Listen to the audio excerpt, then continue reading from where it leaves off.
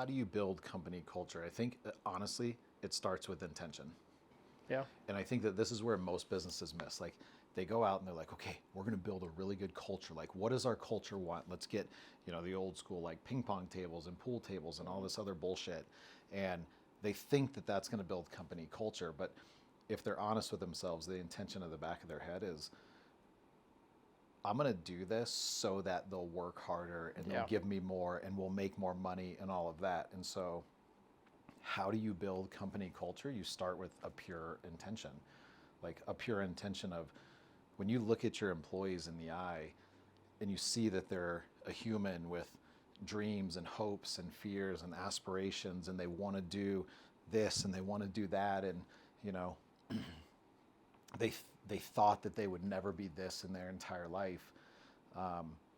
When you realize that it's like a true human on the other side, you start to set a different intention, and you start to set an intention of like, let me serve this other person, and of course so that they can serve my customers and they can serve my business. Like, they have to do it that way. There's still a business to run, but everyone already knows that. And I think that's the big thing is like, we've got to trick staff into thinking it's this fun environment so they're more productive, and you're looking at it from an efficiency standpoint instead of, I tell everyone at WIT, guys, I wouldn't expect you guys to do anything, and I think Stephen feels the same.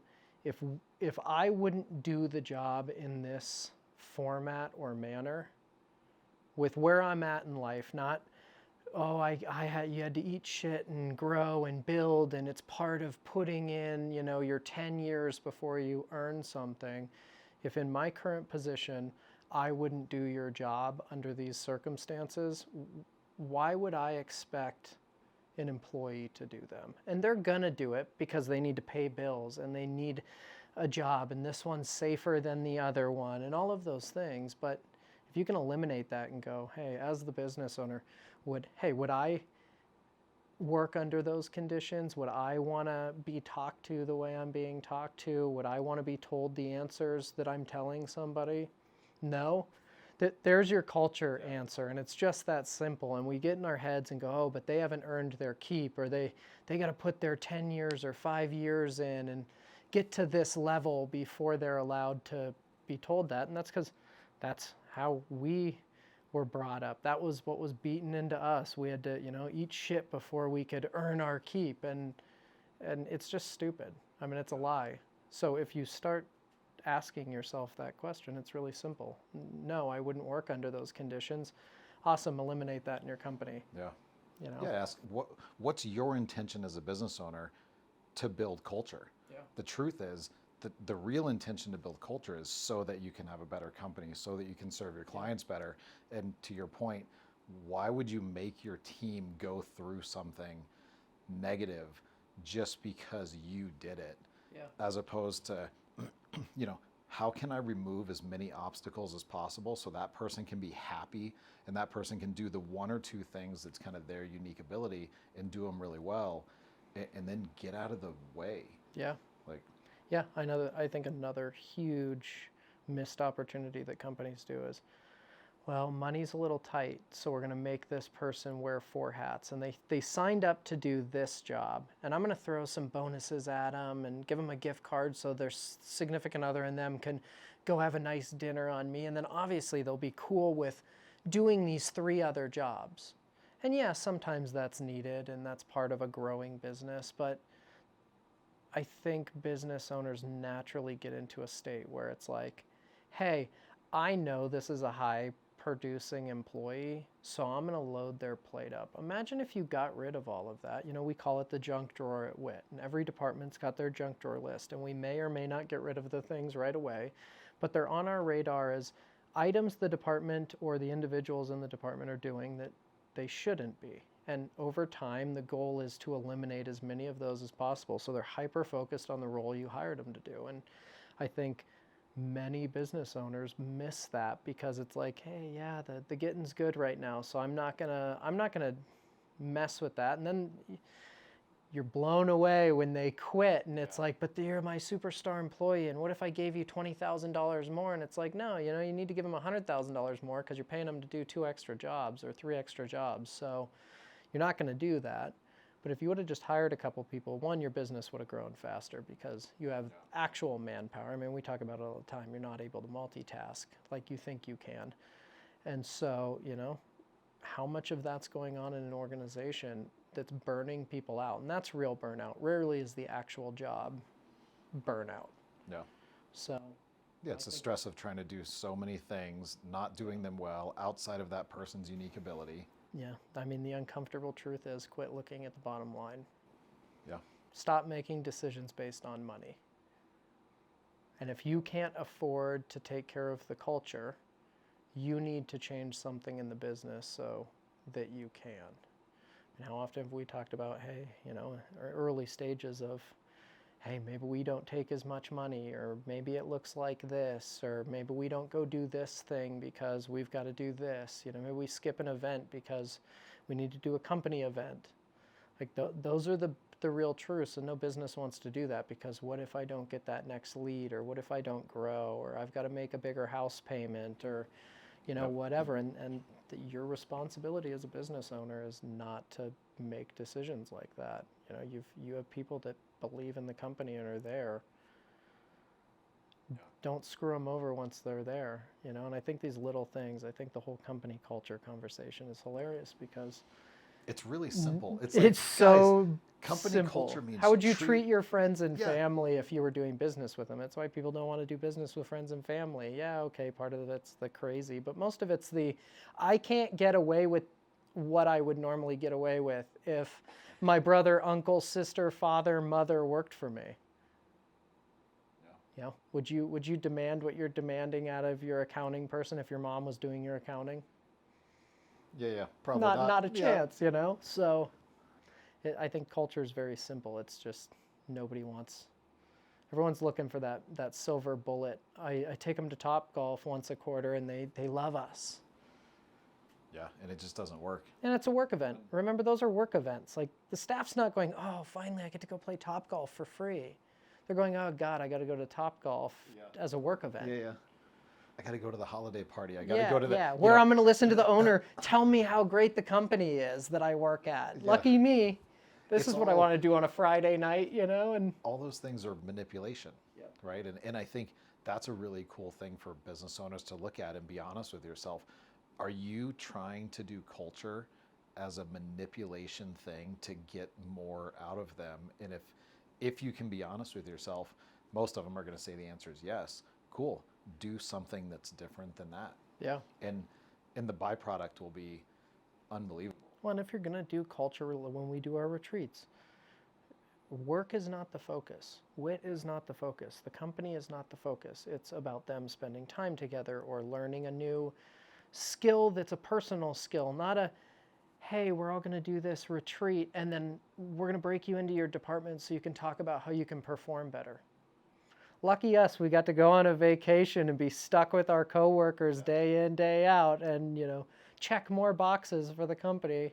How cool, but they're going to let us ski one half day, you know. Yeah. And then try to tell us that, oh, you're so lucky that you got to ski half a day. Sorry you don't get a bonus this year because of how big we did the company I worked at, that was their go-to. They threw all these extravagant events or picnics or parties or whatever, and then at the end of the year it was like, well, you know, we did do these big events for the company and that costs a lot of money. So unfortunately, you know, we didn't want to have to pay payroll tax on your bonus. So instead we shifted it into write-offable company events, you know, and it's, Aren't you happy with you know, that? and I think business owners think most people don't know that. And they may not know it from a terminology standpoint, but they know there's deceptive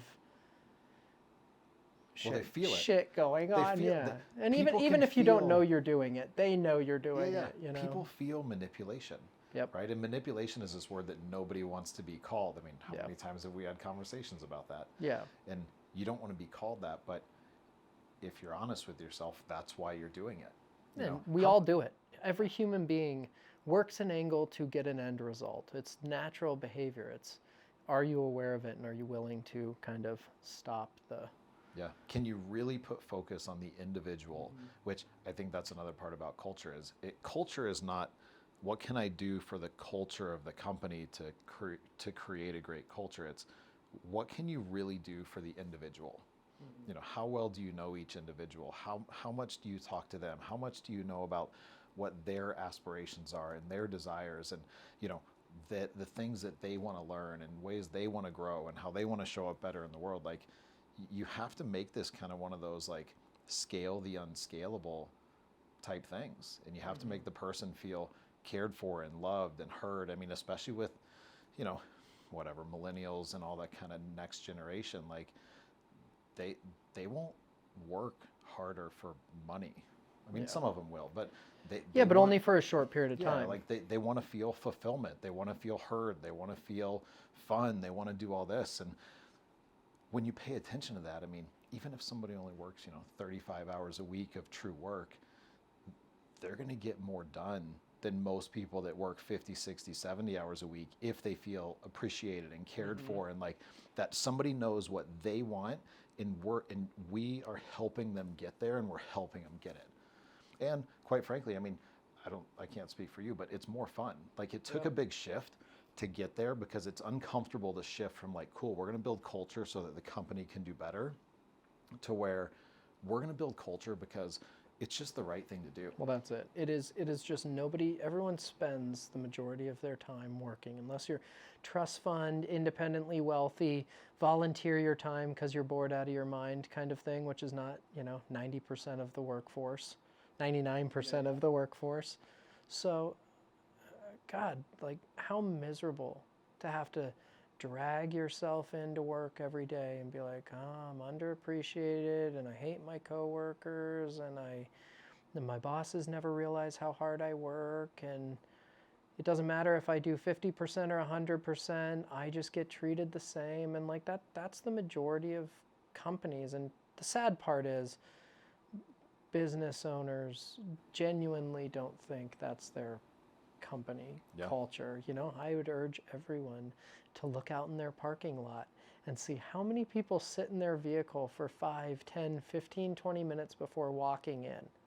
If they're doing that day in, day out, you have somebody who is mentally gearing up and prepping to enter, because they're just like, I got to drag myself through this again today. You know, it's one thing if they're on the phone or whatever, but if they're just sitting out there, oh, I listen to music before I come in, is you know, code for I'm fucking over it, but I don't have another option, so I'm just mentally getting in a place where I don't snap at my coworkers and tell this place to go to hell, you know? And I think as business owners, you want to believe, no, but look at what I've built, and they get a paycheck from me, so shouldn't they be so happy they work for me because I pay them every day? Entrepreneurial minds, and, you know, kind of anyone who owns or runs at a high level any sort of business, there's a personality component that is so ingrained of wanting to do it right, see it done a certain way. And so, you know, this came up this morning when I was talking to somebody, and it was very simple. Are you doing it for their benefit because you truly feel they're not able to do the next thing? Or are you doing it from this place of self-fulfillment because you have your own pride and ego, and, well, if I don't show up today, then they're going to think I'm mailing it in, and I've got to work harder than the staff so they know, and I've got to have all the right answers so that they don't think they're smarter than me. And that's a you problem. Mm-hmm. That's not a your employees aren't good enough.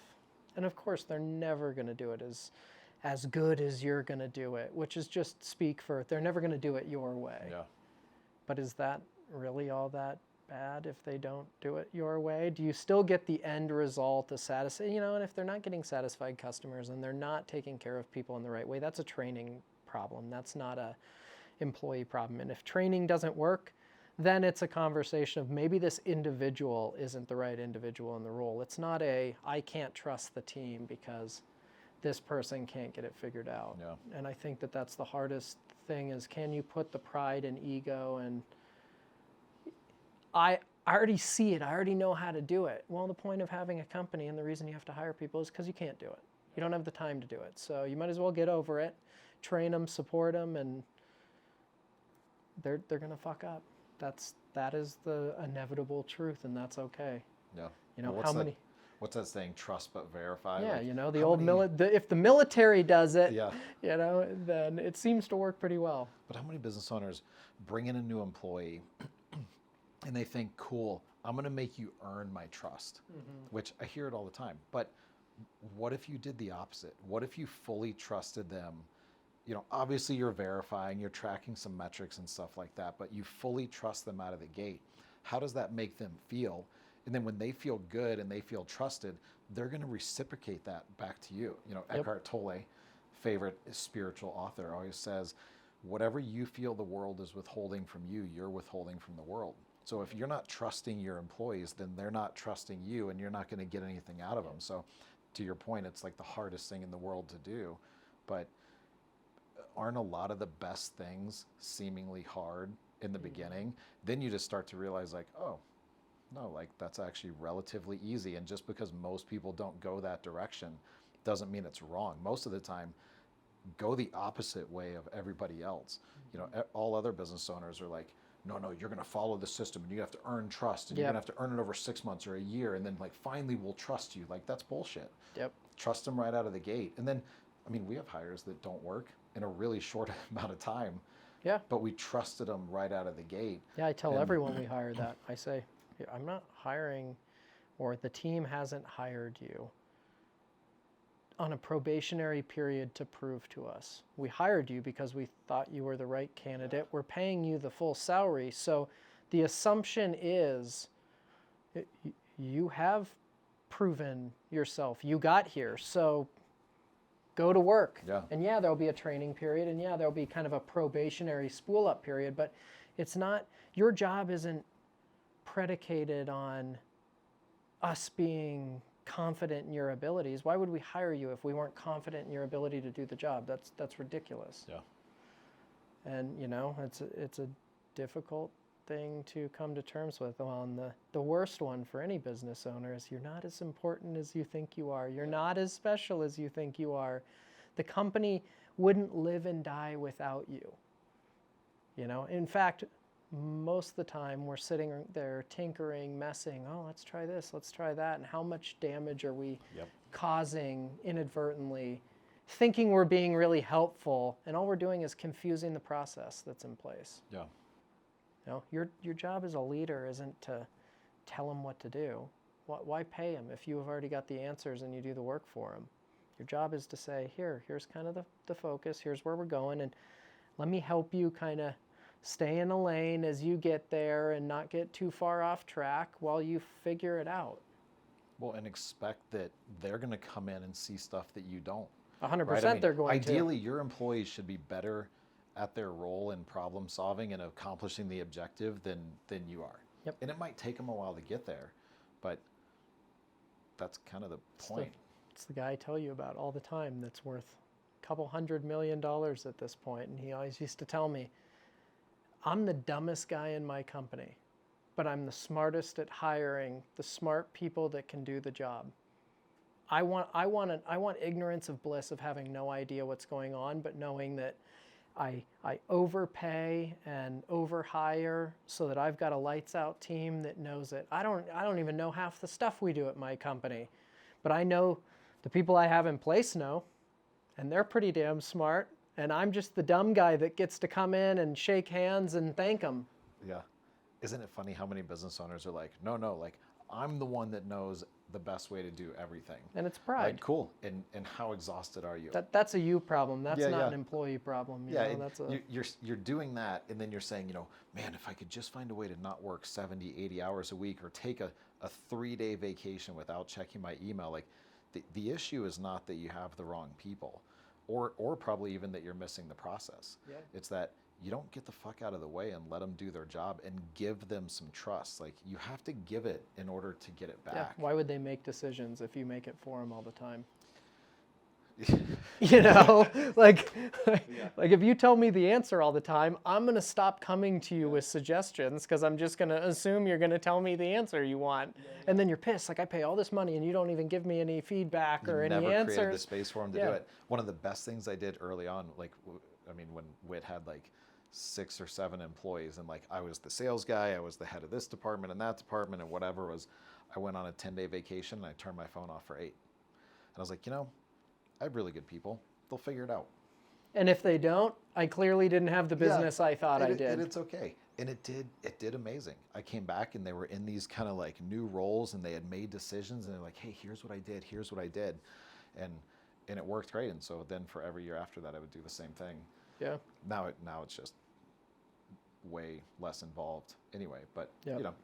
Yeah, it was scary and uncomfortable and weird, but well worth it. Well, and if you truly believe your business is as good, and here's a question you should ask yourself. If your business is as good as you think it is, you should be able to walk away. And if you can't walk away because you think it's all going to fall apart, it's not nearly the business you think you've built. Yep. And so then you got to be real with yourself in a totally different place and say, either I have trust problems or I have a shit ton of work to do and I need to be a little more honest about where I'm at. A lot of revenue doesn't equal a high quality business. We have seen that in many industries where, seemingly massive organizations carrying more debt than it knows what to do with. And, by the time they get their buyout, they're whittled down to a few pennies left over, and you built a massive revenue generator, but it wasn't a really big successful company. Yeah. So. Yeah. Would you rather be right or would you rather be rich? Yep. And unfortunately, most business owners choose, I would rather be right. Mm-hmm. Yeah, it's painful. But it's not as painful once you try it, Yeah. Yeah, take the leap. Yeah, just give it a shot. whirl. Yeah. And what's the worst that happens? It all goes to shit like you thought, and you get to come back in and fix it. And then you work the same amount of hours fixing it. And get to tell everyone what to do again. Yeah. Like, there's no loss at it. Yeah. That's so funny. For me, coming from where I just came from a couple years ago, profit was the only choice. I was on a war path to make money, and nothing was going to get in the way of that. And I was on a war path to dominate whatever I was doing. And then I thought, oh, God, I can't live this way anymore. So I kind of walked away from that, joined up with Steven. And I was like, I'm going to go after passion and work-life balance and all of these things. And I realized, like Steven always says, the pendulum swings. And I swung too far the other way. And the real truth is be passionate about that. And this whole, you've got to find your passion. Well, that's great, but it's not realistic for most. Like, I want to be an artist, but I also have a bunch of debt and I want to pay bills and, survive. So I have to work. So can you shift it from being, I have to find my passion project to, can I just be passionate about the thing that I'm doing at that time? And if it's being with my family, I'm going to just be there and be passionate and present. And if I'm working, maybe it's something I really don't want to do. Hey, I don't love recording videos. And, it's one of those, but can you be here and just be genuine and passionate about what you're doing for the moment? And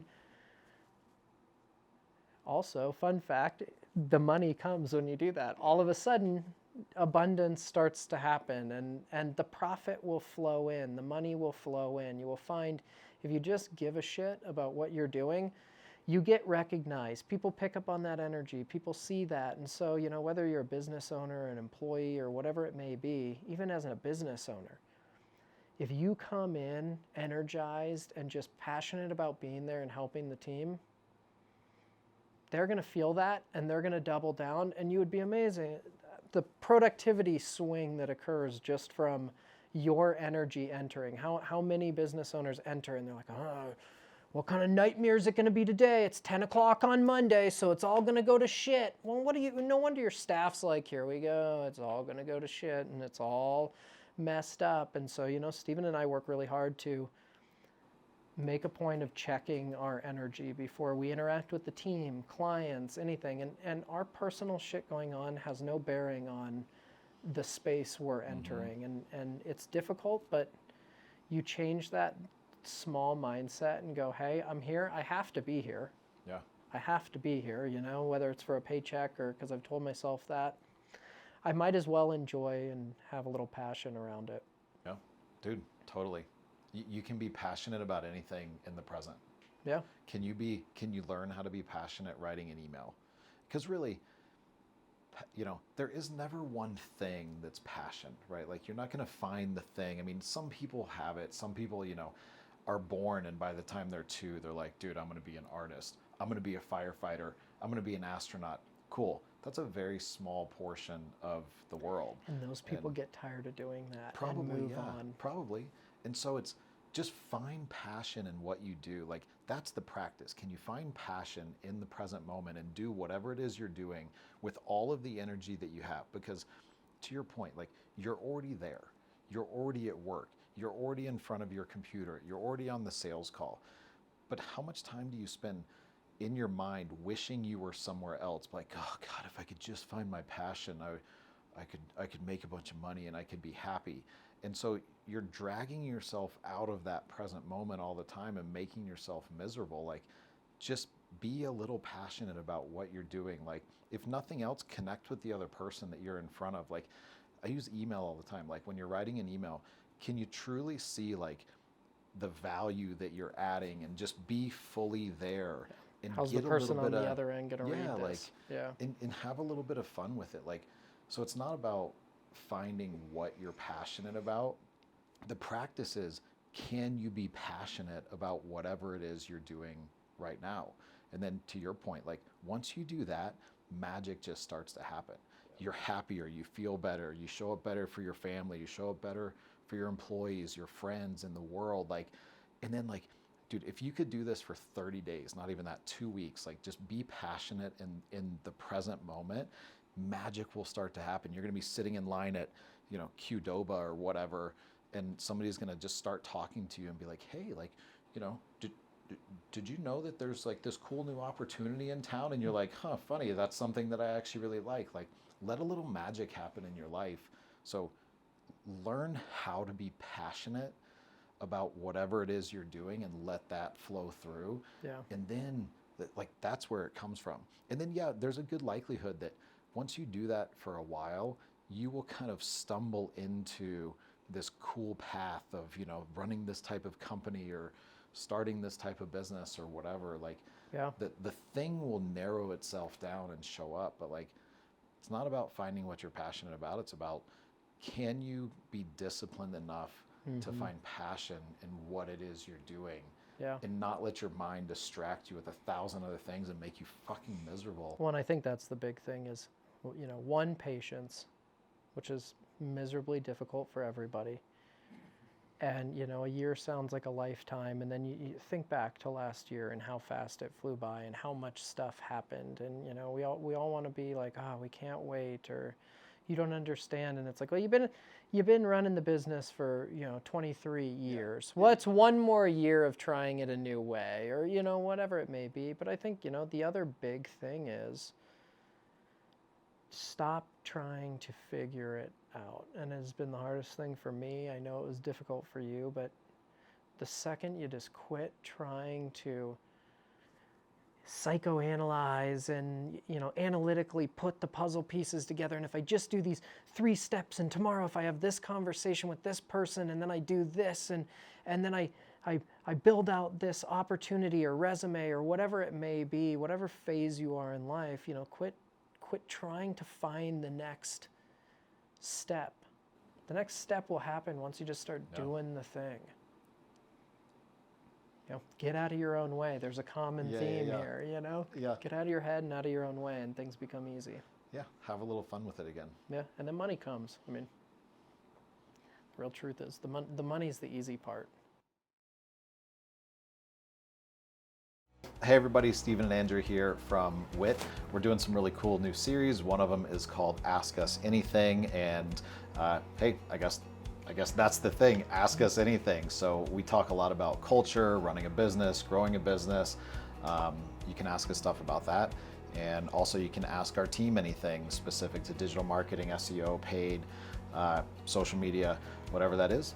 write in your questions and Yep. we'll answer them. Or even pain points. Hey, I'm really struggling with this. It gets to be sort of anonymous, you know. We don't have to call you out and be like, hey, so and so, thanks for letting us know you're losing your mind, you know. Just let us know what you're feeling, where the anxiety is, and we may not have the answer, but we might have some ideas or thoughts, or we can at least lament in feeling the same at one point in time.